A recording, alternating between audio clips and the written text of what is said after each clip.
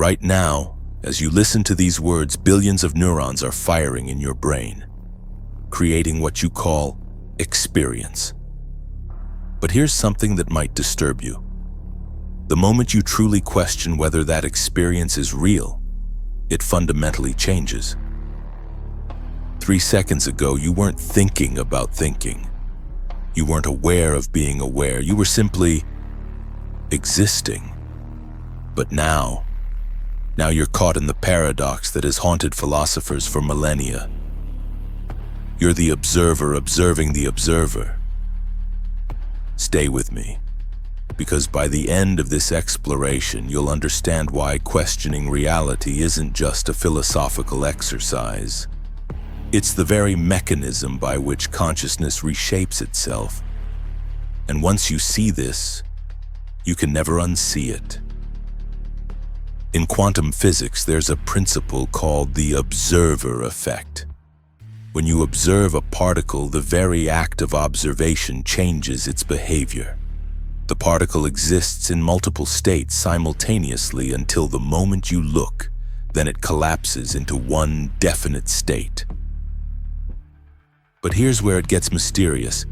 Consciousness might work the same way. Consider this moment. Before you questioned your reality, your experience was automatic, unconscious. You were living within a framework of assumptions so fundamental that you didn't even know they existed. Your brain was constructing your reality seamlessly, invisibly. But the instant you ask what is real, something profound happens. That seamless construction becomes visible. You begin to see the machinery behind the magic show. Think about walking. Right now, if you're walking, you're not thinking about the thousands of micro calculations your brain makes to keep you upright. But the moment you become conscious of walking, really conscious, your gait changes. It becomes deliberate, awkward even. The unconscious grace is broken by awareness. This is the first glimpse of how questioning reality changes it. Consciousness, when turned upon itself, transforms what it observes. Your brain receives roughly 11 million bits of sensory information every second, yet you can only consciously process about 40 bits.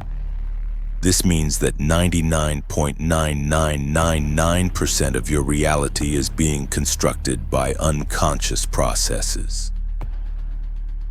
Your brain is not a passive receiver of reality. It's an active constructor. It fills in gaps, creates continuity where none exists, and builds a coherent narrative from fragmented input. The blind spot in your vision? Your brain paints over it, the half-second delay in your visual processing. Your brain creates the illusion of real-time experience. But here's the unsettling part. When you become aware of this construction process, you can't help but influence it. It's like trying to observe your own thoughts without changing them. The very act of observation alters the phenomenon being observed. Consider the phenomenon of lucid dreaming. In a normal dream, you accept the most absurd scenarios as completely real. But the moment you realize you're dreaming, the moment you question that reality, the dream changes. Sometimes it becomes more vivid, sometimes it dissolves entirely, but it never remains the same. This suggests something profound about the nature of consciousness itself. Perhaps what we call reality is more like a collective lucid dream, a shared construction that maintains its coherence only as long as we don't look too closely at how it's made. The ancient Greeks understood this paradox. The oracle at Delphi proclaimed, "Know thyself," but they also recognized the impossibility of this task. How can the I see itself? How can consciousness be conscious of consciousness? When you try to catch your own thoughts in the act of thinking, something strange happens. The thoughts seem to scatter like fish in a pond when you shine a light on them. The very attempt to grasp consciousness changes its nature. This is why meditation can be so disorienting at first. You sit quietly, trying to observe your mind and discover that the observer and the observed are not separate things. They're aspects of the same process, each one influencing the other in an endless feedback loop. Consider the simple act of trying to pay attention to your breathing. Initially, your breath is automatic, unconscious, but focus on it, and immediately it becomes conscious, deliberate. You're no longer just breathing, you're watching yourself breathe. And in that watching, the breath itself changes. Self. This is the paradox of self-awareness. The self cannot study itself without changing itself. Every question about the nature of consciousness changes the consciousness that asks the question. Some philosophers argue this means true self-knowledge is impossible. Others suggest it means self-knowledge is a dynamic process rather than a fixed discovery. You don't find yourself, you create yourself through the very act of seeking. But the changes don't stop with you. When you question reality, you begin to see how constructed all social realities are. Languages, cultures, institutions, even concepts like money or justice. They exist because we collectively agree they exist. And when enough people begin to question these collective constructions, they begin to shift and change. Revolutions in art, science, and society often begin with someone asking a simple question. What if this isn't the way things have to be? The Renaissance happened when people questioned medieval assumptions about the universe. The Enlightenment emerged when thinkers questioned the divine right of kings. Scientific breakthroughs occur when researchers question established theories. Each act of questioning creates ripples that extend far beyond the individual questioner. When you question your own reality, you're not just changing your personal experience, you're participating in the collective evolution of human consciousness. Think about the people who've influenced your thinking.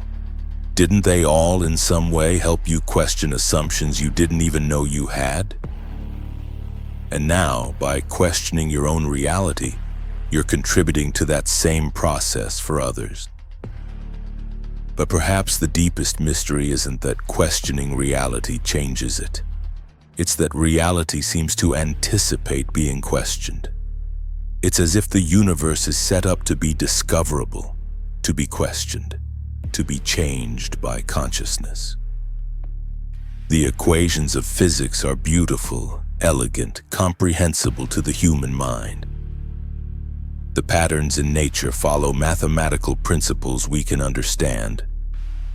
The very structure of reality seems designed to be questioned and explored. Some thinkers suggest this isn't coincidence. Perhaps consciousness isn't separate from reality.